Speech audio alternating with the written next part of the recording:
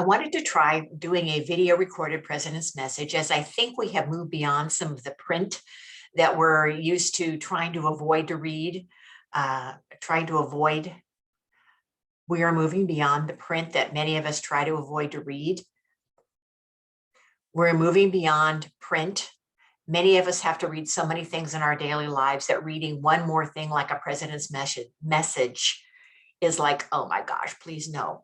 So I'm going to give it a try and you let me know how I'm doing, because I'm learning how to do this right in front of you. I wanted to recap our conference and say that I am amazed that we had people from 5 of the 7 continents on planet Earth attending the conference this year.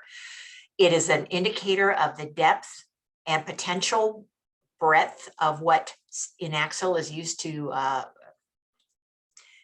It is an indicator of what the potential depth and breadth of INACSL can be in the future.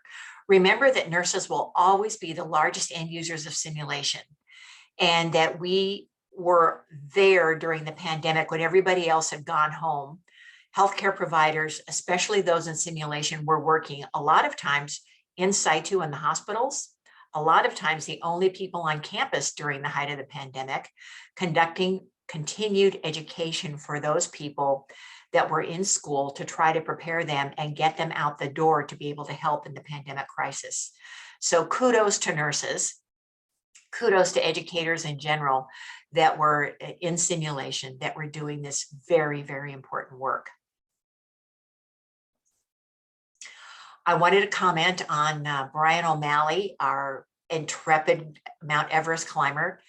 And one of the things that he said, I think really resonated with a lot of us, especially for those of us in nursing. He said that police work gives him a front row seat and a backstage pass to life. I will say that I think nursing does that too. Stop. Our wonderful keynote end note speaker, Brian O'Malley, said that police work, and I would argue nursing, gave him and gives us a front row seat and a back row pass to life. And I think we all experienced that during the pandemic when we were the only people on campus or the only educators in the hospital really able to assist people as we were trying to deal with all of the changes and things that we had to learn during the pandemic.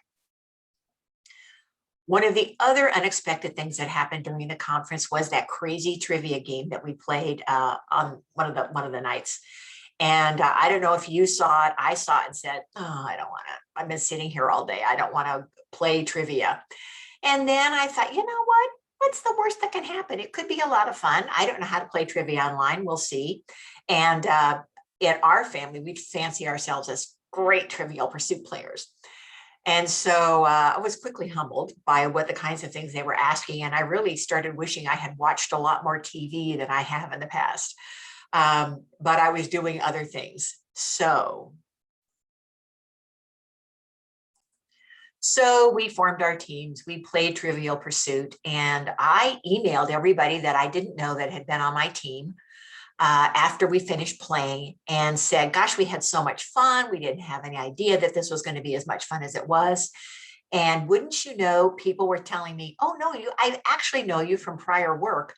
Or you reviewed my poster 5 years ago when we did professor rounds, or 3 years ago when we did professor rounds. And I think that one of the things that we found was that Trivial Pursuit game really highlighted how much fun we needed to have just as people going forward, and that we've been missing that in our work. We were either at work or we're talking sim, but just talking about things outside of work and getting to know each other better as simulationists has been missing, and we haven't been able to do that during the pandemic. And we're going to be really craving it as we get back together in Milwaukee. One of the things I heard today was friends come into your life for either a reason, a season, or for a lifetime.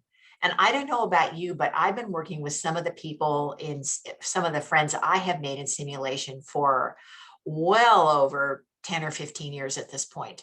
And there are people that I have met briefly along the way. Maybe I reviewed a poster, maybe I gave them a word of encouragement about writing, Maybe I said something sweet, or maybe not sweet. I'm sorry if I ever did that to people along the way, but let us reach out to each other and remind ourselves and our simulationist friends about why we value their friendship so much, give each other encouragement when we can, and move forward in time and get ready for this fall semester. Who knows what it's going to bring based on things that are happening in the world with the kind of bubbling pandemic as we move along. So my first president's message, let's see if I'm able to cut and splice as needed to get it to where it needs to be for this first viewing.